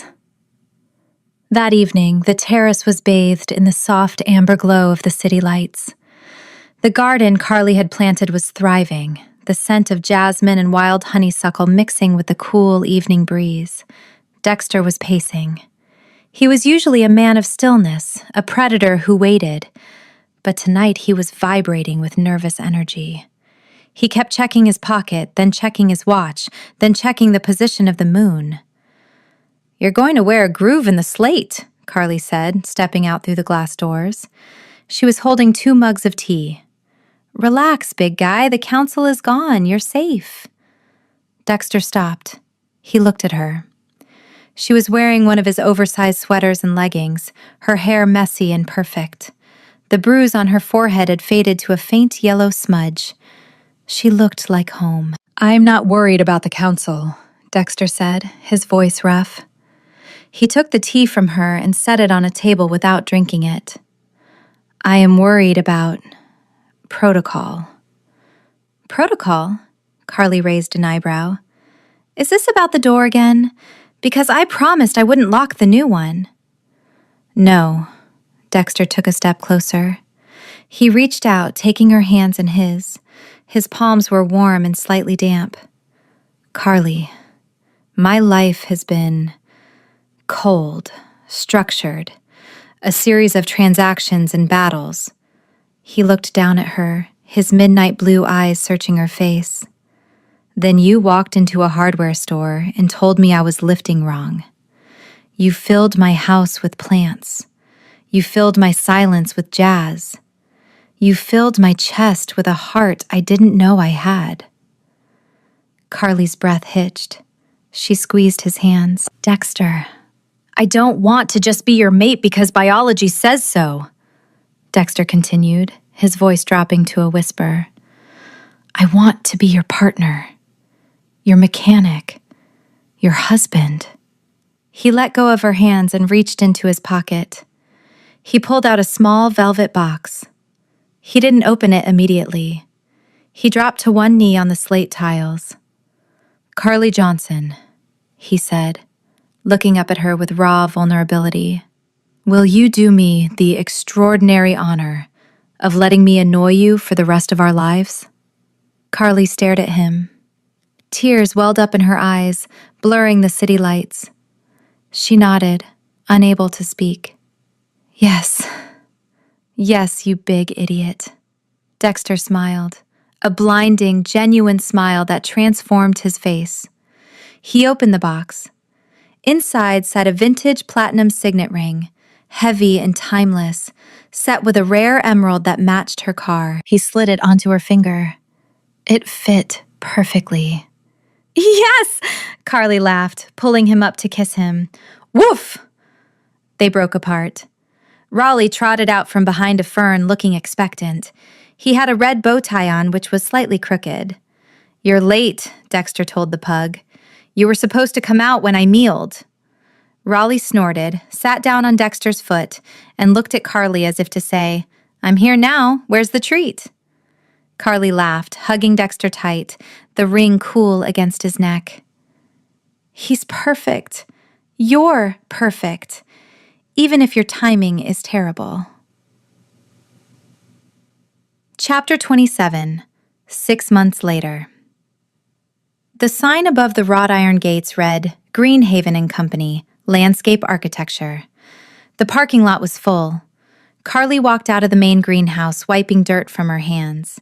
Business had exploded since she took over the contract for the city's parks. A contract she won fairly, though being the Alpha Queen didn't hurt. She walked toward the reserved parking spot. Sitting there, gleaming under the afternoon sun, was the emerald green Volkswagen Karmann Ghia. It looked better than new. The bodywork was flawless, the paint deep and lustrous. The engine purred with a throaty, reliable rhythm as she turned the key. It was a testament to 3 months of weekends spent in the garage with Dexter, covered in grease, learning every bolt and valve. She drove home, the wind in her hair. Home was still the spire, but it had changed. The lobby now had massive planters filled with ferns. The staff smiled when they saw her. She took the private elevator up to the penthouse. When the doors opened, she was greeted by the smell of burnt cedar and roast chicken. "I'm home," she called out. Dexter appeared from the kitchen. He was wearing a suit, having just come from the office, but he had discarded the jacket. He looked healthy, happy, and relaxed. "Welcome back," he said, pulling her in for a kiss. "How is the nursery?" "Busy. Mrs. Higgins wants more hydrangeas. It's a crisis." Carly leaned back, looking past him toward the hallway leading to the master's suite. She grinned. The frame where the oak door had once been, and where the plywood had leaned, was gone. In its place stood a monstrosity of engineering. It was a solid steel door, reinforced with crossbars, looking like it belonged on a bank vault rather than a bedroom. It even had a spin-dial lock. "Do you like it?" Dexter asked, looking proud. "It's ballistic rated, and only the two of us have the combination." Carly laughed, shaking her head. "It's ridiculous. It's absolutely paranoid. I love it." "Good," Dexter said, nuzzling her neck, "because I intend to lock us in there for the weekend. Uncle Hermes is babysitting the dog." "Speaking of Hermes," Carly said, pulling back, "is he coming to the barbecue tonight?" Dexter's expression faltered. A look of mild terror crossed his face. "Yes, he said he is bringing a special guest." He sounded giddy. It was disturbing. Chapter 28. The barbecue on the terrace was a small, intimate affair. Just the pack's inner circle, a few close friends, and the family. Uncle Hermes was manning the grill, wearing his Kiss the Cook apron over a linen suit. He was flipping burgers with a flair that suggested he was conducting an orchestra. Raleigh was sitting at his feet, staring at the falling grease with religious devotion. Dexter stood by the railing with Carly, holding a beer. He watched the sunset, feeling a sense of peace he had never thought possible. He had his mate. He had his pack. He had a steel bedroom door. Life was good. "So," Dexter said, nodding toward the elevator, "Hermes is late." "He likes to make an entrance," Carly said, leaning her head on his shoulder. Ding! The elevator doors slid open. "Greetings, mortals!" Hermes boomed, stepping out. He looked dapper, his silver hair gleaming. He turned back to the elevator, offering his arm to someone inside. "Come along, my dear. Don't be shy. The boy won't bite." "Much." A woman stepped out. She was tall, elegant, and terrifying. She wore pearls, a tweed suit, and carried a handbag that looked like it contained the secrets of the universe. It was Margaret Pembroke, the Dowager Alpha, Dexter's mother. Dexter choked on his beer. He coughed violently, pointing a trembling finger at the pair. "Mother?" Dexter wheezed. Margaret smiled, a rare, shark-like expression that mirrored Hermes's perfectly. "Hello, Dexter. Hermes was just telling me about his jazz collection and his stamina." Hermes winked at Dexter. "She loves the saxophone, kid. Who knew?" Carly burst out laughing, clutching her stomach as she watched the blood drain from her husband's face. "Oh, my God," Carly gasped. Uncle Hermes is dating your mom. Dexter looked at Hermes, who was grinning like a wolf who had just stolen the prime rib. He looked at his mother, who was actually blushing. Then he looked at Carly, who was laughing so hard she was crying. The Alpha King, the Breaker, the most feared wolf on the coast, closed his eyes and let out a long, suffering sigh. "I'm gonna need a stronger drink," Dexter muttered. "I'll get the bourbon!" Hermes shouted cheerfully from the grill. As the sun dipped below the horizon, bathing the terrace in gold, Dexter looked at his chaotic, impossible family. He pulled Carly close, kissing the top of her head.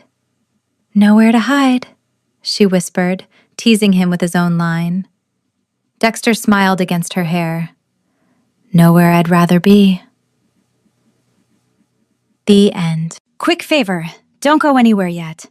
If you thought Carly was brave for locking the Alpha King out of the bedroom and making him sleep on a Persian rug, wait until you meet the heroine in this next story on your screen. You have to hear this next disaster unfold. Click the video on your screen right now. It is absolutely unhinged.